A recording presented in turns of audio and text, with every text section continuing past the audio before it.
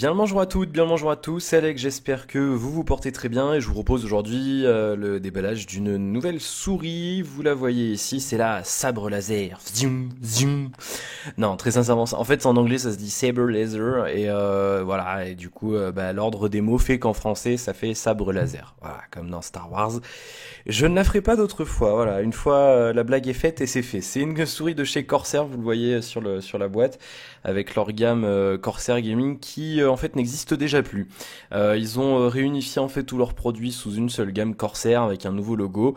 Donc pour l'instant les produits commercialisés pendant les 9 mois pendant lesquels cette gamme a existé restent estampillés Corsair Gaming avec l'espèce de logo tribal bizarroïde là que beaucoup de gens n'aiment pas, moi y compris. C'est vrai que je trouve pas ça très joli. Ça tâche un peu avec l'univers Corsair puisque c'est vrai que c'est des produits qui ont pas un design vraiment un petit peu, je vais dire un mot qui va peut-être engaver certains, mais un petit peu kéké gamer, vous savez, avec les trucs dans tous les sens, machin. C'est vraiment des produits chez Corsair qui sont la plupart du temps vachement sobres. Vraiment, voilà, il n'y a pas de fioritures, il y a des petites lettres comme ça, mais il n'y a pas, vous savez, c'est pas comme chez Mad Cat par exemple, ou même chez d'autres marques. Alors je vais pas toutes les citer parce qu'après, si vous avez une souris ou du matos de cette marque-là, vous allez m'incendier dans les commentaires. Mais voilà, bien entendu, c'est mon point de vue, hein, les designs justement de d'autres marques conviennent tout à fait à d'autres personnes, pas à moi. C'est pour ça que j'aime beaucoup Corsair à ce niveau-là. Mais du coup, le machin comme ça, là, c'est vrai que ça a cassé un petit peu ça fait contraste, quoi. Et c'est un petit peu bizarre. Bien. Du coup, cet aparté étant fait, on va déplacer le câble ici parce que j'ai peur que ça appuie sur les touches et que ça coupe l'enregistrement. On va déballer donc ce produit qui est sorti en même temps que d'autres produits, notamment enfin, en même temps, pas le même jour, mais dans la même période, c'est-à-dire fin 2014, dernier trimestre 2014, ou troisième trimestre 2014, on va dire deuxième moitié 2014, comme ça on est tranquille. Je ne me tromperai pas comme ça. C'est un produit qui est quand même c'est le haut de gamme en fait de chez Corsair, mais c'est moitié prix comparé à certains hauts de gamme d'autres marques. Moi j'avais déjà chez Corsair, vous l'avez vu hein, si vous suivez ma chaîne, j'avais la M65, enfin je l'ai toujours, elle est branchée, c'est celle que j'utilise aujourd'hui, la M65 RGB que j'ai décidé de changer. Pourquoi? Parce qu'en fait la molette de cette souris déconne. Après 2-3 mois d'utilisation, c'est un problème connu, ça passe en garantie.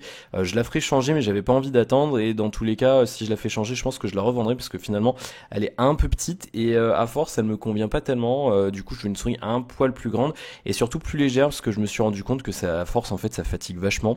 C'est d'ailleurs un des points forts de cette souris. Elle est très très légère. Et celle-ci, la M65, celle donc de droite que je bouge là, celle-ci, avec le bonhomme à l'arrière, avec les yeux, le nez et la bouche. Elle a une structure en métal, en fait, elle est vachement plus lourde, elle est presque une trentaine de grammes plus lourde de base, sans les poids. C'est vrai qu'à force dans le jeu, c'est un petit peu gênant. Et du coup, je voulais tester autre chose, je voulais tester une souris plus légère, et du coup, je me suis dit, bah, ça sera l'occasion d'en parler en vidéo. Donc, la sabre laser RGB, une souris gamer, plutôt orientée FPS d'après ce que dit Corsair. Pourquoi? Tout simplement parce que elle a pas 36 milliards de boutons, hein, vous le voyez, c'est marqué sur la boîte, on a 8 boutons programmables, on a donc bien sûr les deux boutons clic gauche, clic droite, on a un bouton central ici, on a le clic milieu, on a excusez-moi, on a nos boutons précédents suivants et deux boutons ici qui peuvent permettre de régler les DPI, mais vous pouvez les programmer pour faire ce que vous voulez. C'est l'avantage des souris, enfin du matos Corsair, c'est que toutes les touches sont reprogrammables. C'est-à-dire que si vous voulez décider que mettons ce bouton là fasse Alt P et 2 cm à gauche de souris, puis ouvre votre lecteur média, colle du texte et appuie sur entrée, vous pouvez le programmer. Voilà, c'est vraiment, on peut choisir vraiment chacune des actions de chaque bouton de toute la gamme Corsair Gaming, et c'est vraiment quelque chose de vraiment très très bien. C'est une souris donc qui est rétroéclairée, ça fait joli sur le bureau, on aime, on n'aime pas, donc 3 zones de rétroéclairage, à savoir une ici, une là et une ici, sachant que celle-ci à la base est quand même faite pour le réglage des DPI. Alors si je ne m'abuse, il y en a une autre en fait, je sais pas si, il y en a une ici en fait, on la verra sur la souris, sur l'avant de la souris dans un instant, Je sais pas si c'est les mêmes couleurs que celle-là, alors je pense que oui. Du coup, on verra ce que ça donne. Elle est équipée d'un capteur 8200 dpi. Normalement, ça suffit. Il y a des constructeurs qui montent beaucoup plus haut. Si vous, voilà, c'est encore un argument marketing à mes yeux, hein, bien entendu. J'estime que, à moins de régler la sensibilité de sa souris au minimum et de se mettre en 8200 dpi ou plus, ça sert pas à grand chose. Très franchement, voilà, vous me direz vous dans les commentaires à combien de dpi vous jouez. Moi en général, je règle autour de 3000 à 3500. En général, je suis à 3200 dpi la plupart du temps. Donc du coup, voilà, c'est pas un, je veux dire, elle aurait été à 4600 dpi, je l'aurais acheté pareil. Vous voyez, c'est pas un truc pour moi super intéressant. Mais en tout état de cause, elle est comme ça. On a de petites icônes ici. Sur la droite du package, on a ce qu'on a dans la boîte, si je ne m'abuse, si je vois correctement. Oui, c'est ça, compte tenu de l'emballage. On a la souris et un guide de démarrage rapide. Il nous faut un ordinateur, un ordinateur, voilà, pour que vous ayez une bouse d'il y a un ordinateur de l'Union soviétique d'il y a 25 ans. Normalement, il ne devrait pas y avoir de problème. À l'arrière du package, on a la description des boutons, voilà, ici les boutons programmables, hein, c'est ce que je vous ai expliqué tout à l'heure, donc on va pas y passer la nuit. Vous mettrez pause si vous voulez lire attentivement. On nous explique un petit peu ce qu'on peut faire avec cette souris. Donc on a voilà une configuration plutôt adaptée au claw grip. Claw grip, donc c'est-à-dire c'est que vous posez votre main, enfin votre paume ici et vos doigts ici. Alors je pense quand même que ça marche pour le palm grip parce que vu le profil de la souris, on va le voir dans un instant. Je pense quand même qu'on peut poser notre main comme ça sur la souris. Alors si vous savez pas ce que c'est claw grip et palm grip, je vous explique rapidement. Quand vous tenez votre souris, voilà, je crois que je l'avais déjà fait d'ailleurs quand j'avais déballé les M65, mais bon, je vous le réexplique. Quand vous tenez votre souris, il y a plusieurs configurations. Soit vous mettez votre main entièrement sur la souris, à ce moment-là, vous êtes en palm grip, voilà, parce que votre main a la forme d'une palme. Soit vous faites comme ça, à peu près comme ça, et là, donc là, vous êtes en claw grip. Alors, il y a une troisième, j'avais vu ça il y a quelques temps, c'est le fingertip grip, je crois, je sais pas exactement à quoi ça correspond, mais on m'avait juste appris le claw grip et le palm grip, donc je vous transmets ma connaissance. Si vous êtes un petit peu plus calé que moi dans ce niveau-là, n'hésitez pas à apporter des précisions dans les commentaires, que ce soit pour moi ou pour les autres spectateurs, ça serait très sympa de votre part de prendre quelques instants pour le faire. Donc voilà, un truc plutôt adapté au claw grip. On nous explique également qu'il y a un temps de rafraîchissement de 1000 Hz, donc c'est-à-dire que vous avez un temps de réponse de 1 milliseconde, c'est le plus rapide possible à l'heure actuelle, on ne sait pas faire plus rapide. Des switches qui sont capables de tenir à peu près 20 millions de clics. Alors j'ai un peu du mal à y croire parce qu'on m'avait dit la même chose sur les switches de la M65 et vous voyez que ma souris, ma molette, elle déconne. Donc bon, voilà. On va dire que c'est du marketing. Et là, qu'est-ce qu'on nous dit? On nous dit qu'on a l'indicateur de DPI et que l'on a un câble tressé flexible. Et ça, c'est plutôt cool parce que ça empêche de le casser rapidement. Et surtout, ça ne s'en mêle pas. Et je déteste les nœuds, je déteste les câbles. Mais pour le jeu, le câble reste indispensable. Quoi qu'on en dise et quoi que certaines marques vous feront croire. Voilà, bon. Pas grand chose d'autre à signaler, c'est un package tout à fait traditionnel hein, pour une souris. Je me trompe de bouton pour la mise au point, c'est génial. On va l'ouvrir très rapidement, comme ceci. On va pas traîner non plus rapidement. On va pas traîner rapidement. N'importe quoi. Donc là, on nous explique rapidement justement les zones de rétroéclairage et donc zone 1, zone 2, zone 3. Donc c'est bien ce qui me semblait. En fait, cette zone-là, il y a des petits trous, vous le verrez, c'est le rétroéclairage de la molette. Donc ça, c'est vraiment du plus bel effet. Hein. Franchement, moi, j'ai craqué. Bon, j'avais une Eurocate il y a quelques temps maintenant qui se rétroéclairait. Là, franchement, celle-ci, c'est pareil. J'adore le rétroéclairage. Là, je suis sur mon profil World of Warcraft. Donc vous voyez que c'est bon, là, on le voit pas trop, mais c'est jaune et bleu parce que l'Alliance vaincra la Horde, hein, bien sûr, tout le monde le sait. Et alors je vais essayer de vous le montrer rapidos. J'ai le clavier Corsair aussi rétroéclairé avec les touches en couleur et tout. Et du coup c'est vraiment du plus bel effet sur le bureau. Et si vous avez les moyens de vous faire et que vous voulez vous le faire le kiff, parce que même si on a les moyens, on n'a pas forcément envie de mettre des sous là-dedans. C'est vraiment un truc personnellement. Ça sert pas à grand chose. Bon sur WoW on peut avoir des couleurs pour les sorts etc. Sur les macros c'est assez utile. Mais dans la plupart du temps ça sert pas à grand chose à part faire joli sur le bureau. Mais c'est vrai que ça reste du plus bel effet et c'est un truc moi personnellement voilà. Si je regrette pas vraiment mon achat, c'est vrai que c'était quand même 20 ou 30 euros plus cher le clavier. Maintenant c'est vrai que c'est beau et le soir c'est super joli. Ça fait un peu guirlande de Noël, c'est vrai, mais qui n'aime pas les trucs qui brillent? Bon, on aime tous les trucs qui brillent. Bon. Alors, on va ouvrir cet emballage. Les emballages de souris, c'est toujours un petit peu la merde à ouvrir. Je sais pas ce que vous en pensez. Vous me direz dans les commentaires votre avis là-dessus. Mais j'ai toujours ouais, l'impression que, je sais pas, c'est toujours, vous voyez, je sais jamais comment ça s'ouvre. Alors, bon, je m'énerve toujours sur ces emballages parce que il y a aucun sens en fait sur ces emballages. Ah si, ça y est. Il y a aucun sens, on sait pas vraiment, il y a pas de flèche. J'ai jamais voilà, j'apprécie pas. Hop, c'est pas vraiment les meilleures expériences de déballage qui soient. Tac. Voilà. Alors, je suis un peu teubé aussi, c'est vrai, je vous l'accorde. Tac, il faut passer ça dans le trou prévu. Voilà, on a notre espèce de machin en plastoc. Je rangerai tout à l'heure. Je vous ne ferai pas l'affront de le faire en vidéo, déjà que c'est assez long. Et voilà ce qu'on a dans le paquet. C'est-à-dire qu'on a un petit guide de démarrage rapide. Voilà, je l'attendais, il est tombé, le petit bidule sur la garantie. À savoir que le guide complet des matos Corsair, en fait, il fait 150 pages. Il se télécharge sur leur site. Là, c'est vraiment le démarrage rapide.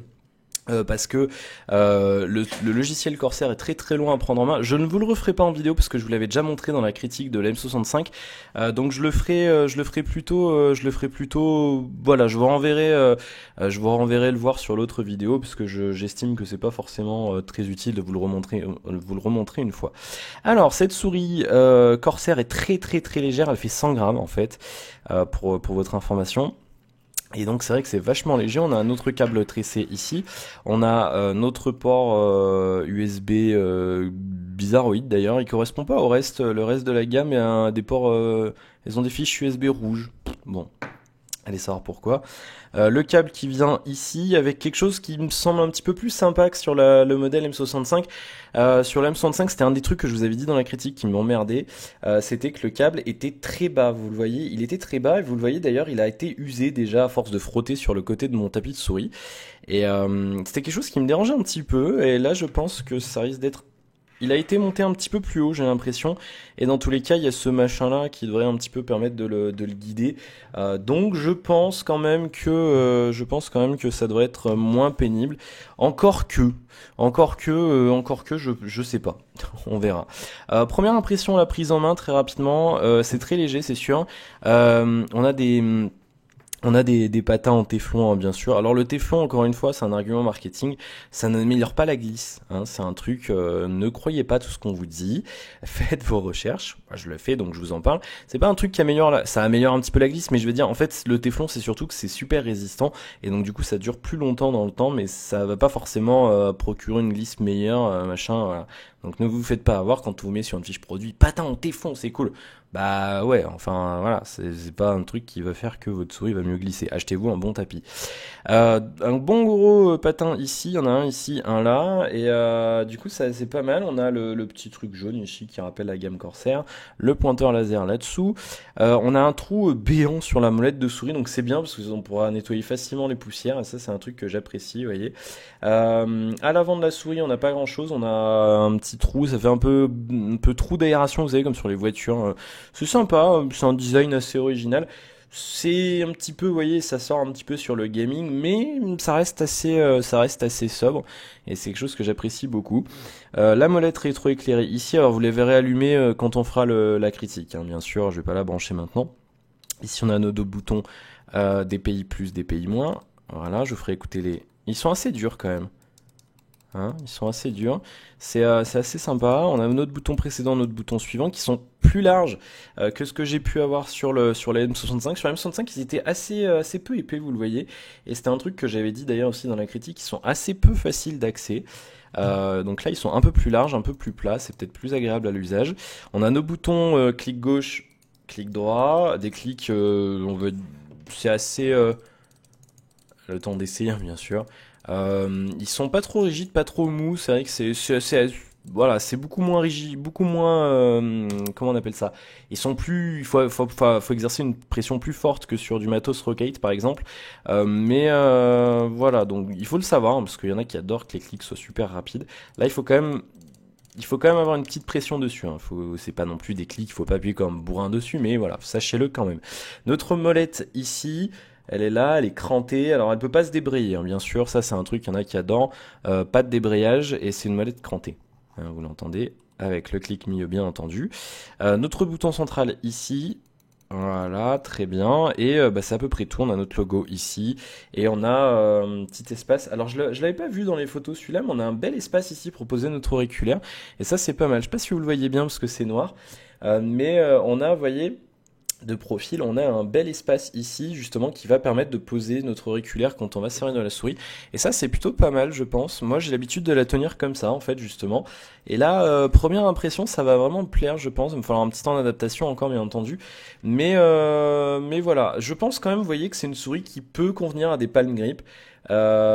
Si vous voilà c'est bon, on est un petit peu mal à l'aise quand même là, il n'y a pas beaucoup de place, mais ça peut convenir à du palm grip. Je pense que ça peut convenir. C'est pas l'optimum, mais ça peut aller. Et c'est vrai que c'est une souris qui est très très très légère et je pense que ça peut être vraiment sympa. Alors elle a pas le bouton, elle a pas le bouton sniper ici, le bouton sniper qui permettait d'augmenter ou de réduire les DPI à la volée en tenant le bouton appuyé. Mais les boutons DPI plus, DPI moins sont super accessibles en fait sur l'autre modèle, donc sur la M65 ils étaient au centre. Ici vous voyez on peut changer là, comme ça. Euh, donc du coup c'est vrai qu'en plein jeu c'était un petit peu délicat de venir ici. Maintenant sur celle-ci, vous voyez on est en plein jeu, FPS, hop hop hop hop, on peut switcher vachement rapidement. Et bah du coup finalement c'est pas un problème, sachant aussi que vous pouvez le paramétrer. Il y a bien sûr sur le software le bouton sniper et vous pouvez assigner le bouton sniper par exemple au bouton retour que vous pouvez utiliser dans un profil. Par exemple dans un jeu, mettons comme je sais pas, vous jouez à CSGO, vous n'avez pas besoin du bouton précédent, donc vous pouvez très bien dans votre profil CSGO adapté au jeu désigner ce bouton là comme étant le bouton sniper. Donc ne vous embêtez pas si vous voulez vraiment cette souris qui a pas le bouton sniper, on peut le faire. Voilà, c'est pas un problème, il est pas là, il est pas physiquement, mais vous pouvez le faire. Voilà pour ce déballage et cette prise en main, on est quand même à 17 minutes. Bah ouais, vous avez l'habitude, hein, j'ai la tchatch. Qu'est-ce que vous voulez que je dise? C'est comme ça, hein, on a fait de la radio dans sa vie, on aime bien parler dans un micro et ça se ressent. Bien, j'espère que je vous ennuie pas trop. Quand même. Voilà, ben on a fait le tour. Je vais la brancher, hein, l'installer, refaire mes profils, hein, et du coup, ben, je vous en dirai un petit peu plus très prochainement sur cette souris qui, bah, ouais, elle m'a l'air que ça se vaut, franchement, en termes de qualité de fabrication. C'est semblable, franchement, on est quand même bien chez Corsair, ça craque pas, on a quand même une bonne sensation de solidité. C'est tout en plastique, hein, bien sûr, pour qu'elle soit plus légère, mais voilà, on a vraiment, c'est bien fini, il n'y a pas de plastique baveux, c'est bien découpé, nickel partout, et c'est vrai que du coup, c'est une souris très agréable. On est sur un revêtement, je vous l'ai pas dit, hein, mais vous l'avez remarqué, hein, c'est un revêtement soft touch sur toute la souris en soft touch. Moi, j'aime beaucoup, j'avais beaucoup apprécié l'espèce de plastique granuleux ici qu'on avait sur la M65 des deux côtés. Vous voyez quand un temps d'usage il s'est quand même usé, hein, vous voyez qu'il est devenu un peu plus lisse ici et là avec l'été et tout, voilà. Ça s'use quand même. Vous voyez que bon là je m'en suis servi là il y a 30 secondes donc forcément il y a des traces de doigts, mais le soft touch tient bien la route, hein. Je fais un petit point usure sur l'autre modèle au passage. Mais voilà, je pense que cette souris va me plaire. Déjà, en termes de prise en main, on est pas mal. C'est un modèle qui coûte, je vous ai pas parlé du prix, donc j'en profite. C'est un modèle, le prix public conseillé est de 69,99 €, donc 70 euros. Donc c'est un modèle qui est voilà dans la tranche haut de gamme, dans le début des prix haut de gamme, toutes souris confondues. On a des modèles chez une marque avec un logo vert qui monte à 150 € maintenant. Mais voilà, la plupart du temps, le haut de gamme commence à partir de 65-70 €, on va dire. Donc là, on est sur vraiment le début du haut de gamme, mais c'est le plus haut de gamme de chez Razer, hein. Ne cherchez pas plus cher encore chez Razer, ça n'existe pas. Chez Razer, chez Corsair, je sais pas pourquoi c'est le logo vert, voilà, c'était Razer. Je l'ai dit. On est sur le début sur le haut de gamme de chez Corsair justement, et bah ça marche bien. Je pense que je serais très content de ce modèle-là. En dépit de ce problème de molette sur la M65, c'est une très bonne souris, hein, bien entendu. Voilà, il faudra vous faire votre avis, bien sûr, vous si vous souhaitez l'acheter, mais voilà, j'ai pas d'a priori négatif. Voilà, en dépit de mon problème de molette. Ça s'annonce plutôt pas mal. À noter que la molette aussi, je vous l'ai pas dit, mais elle est bombée sur ce modèle-là. Par exemple, sur celle-ci, la roulette est un petit peu, vous voyez, elle est un petit peu, elle est plus plate, elle est même un peu incurvée. Je sais pas si vous le verrez très bien, mais voilà, il faut le savoir, c'est des petits détails qui ont son importance quand on fait des heures de jeu ou quand on bosse sur le bureau. Tiens, d'ailleurs, un petit détail, si vous avez l'habitude comme moi de faire glisser votre souris comme ça, rapidos, euh, il y a le soft touch ici qui va la ralentir. Vous voyez, ça frotte. Voilà, bon. Un petit détail comme ça. Voilà, bah écoutez, merci d'avoir regardé cette vidéo. Du coup 20 minutes. Ah ouais.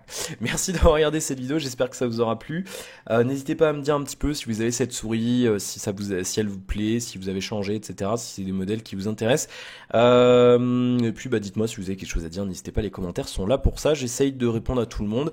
Voilà, dans la mesure du possible. Sinon je lis. Hein, de toute façon, ne vous inquiétez pas. Voilà, bah, n'hésitez pas aussi si vous avez des questions, si vous voulez acheter ce modèle-là, il n'y a pas de souci, hein, je me ferai un plaisir d'y répondre sans aucun problème. N'hésitez pas à liker la vidéo si ça vous a plu, à vous abonner si ce n'est pas encore fait et que vous voulez un petit peu plus de contenu high-tech. Et puis n'hésitez pas à la partager autour de vous si ça vous a plu. Je vous souhaite plein de bonnes choses et je vous retrouve très bientôt pour de nouvelles aventures. À la prochaine, salut, ciao.